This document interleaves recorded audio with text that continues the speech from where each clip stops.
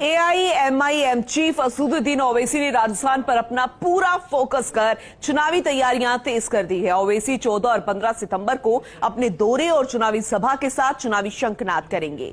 ओवैसी का ये दौरा काफी महत्वपूर्ण रहने वाला है क्योंकि ओवैसी इस बार शेखावाटी के अक़लियत वोट बैंक से रूबरू होंगे। यह रिपोर्ट देखिए। मरुधरा पर ओवैसी की निगाहें। ओवैसी बना पाएंगे अक़लियतों में पैठ। ओवैसी को मिलेगा मरुधरा में मान या फिर यूपी जैसा होगा ओवैसी का हाल। एआईएमआईएम चीफ असदुद्दीन ओवैसी पिछले कई महीनों से राजस्थान का दौरा कर रहे हैं, लेकिन ये दौरा बैठकों तक सीमित था। लेकिन इस बार ओवैसी जनता से सीधा संवाद करेंगे तो जनसभा को भी संबोधित करेंगे। ओवैसी की पुरजोर कोशिश रहेगी कि आने वाले विधानसभा चुनाव के अंदर उनकी पार्टी बेहतर प्रदर्शन करे। उसी को लेकर 14 और 15 सितंबर को ओवैसी प्रदेश के दौरे पर रहेंगे। राजस्थान में करीब 50 से ज्यादा सीटों पर चुनाव लड़ने का ऐलान कर चुके एआईएमआईएम के चीफ असदुद्दीन ओवैसी ने अब अपना पूरा फोकस राजस्थान की रणभूमि पर कर दिया है और चुनावी तैयारियां भी तेज कर दी हैं।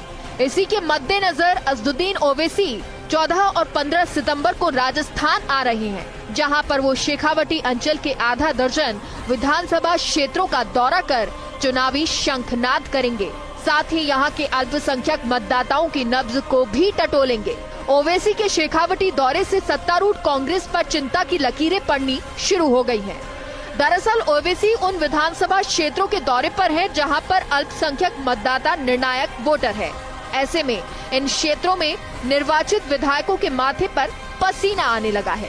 ओवैसी के मिशन राजस्थान की बात करें तो करीब 50 विधानसभा सीटों पर ओवैसी का फोकस है, जहां वो मुस्लिम बाहुल्य सीटों मतदाताओं की नब्ज टटोलेंगे और चुनावी सभाओं के साथ जनता के साथ सीधे संवाद के जरिए अपनी पैठ बनाने की कोशिश करेंगे। ओवैसी 14 और 15 सितंबर को सीकर के फतेहपुर, खीवासर, झुंझुनू के नवलगढ़ और नागौर के लाडनू में जनसभा करेंगे। इसके अलावा ओवैसी सीकर, नागौर और जयपुर शहर की किशनपोल और हवा महल विधानसभा क्षेत्रों में जनसंपर्क भी करेंगे। देखा जाए तो ओवैसी की पार्टी एआईएमआईएम भले ही 50 सीटों पर चुनाव लड़ने की तैयारी कर रही हो, लेकिन अभी तक उनका प्रदेश में कहीं भी कोई चुनावी दौरा नहीं हो पाया। ओवैसी का दौरा केवल बैठकों तक ही सीमित रहा, लेकिन इस बार ओवैसी पूरी तैयारी के साथ आ रहे हैं, जहां पर वो सबसे पहले शेखावटी अंचल में अपने चुनाव अभियान का आगाज करेंगे।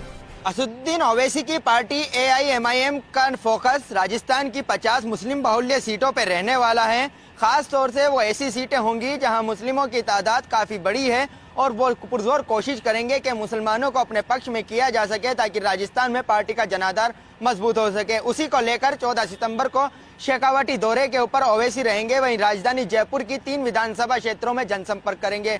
ओवैसी के दौरे के चलते सियासी पारा जरूर गर्मा गया है। प्रदेश के जिन सीटों पर ओवैसी का फोकस रहेगा उनमें जयपुर शहर की आदर्श नगर, किशनपोल, हवा महल, टोंक, सवाई माधोपुर, धौलपुर, पुष्कर, मसूदा, अजमेर शहर, तिजारा, लक्ष्मणगढ़, रामगढ़, कामा, नगर, बीकानेर पूर्व, सरदार शहर, सूरसागर, शिव, पोखरण, मकराना, चूरू, फतेहपुर, मकराना, डीडवाना, मंडावा, नवलगढ़, नागौर, झुंझुनू, सीकर, दाता, रामगढ़ विधानसभा शामिल है।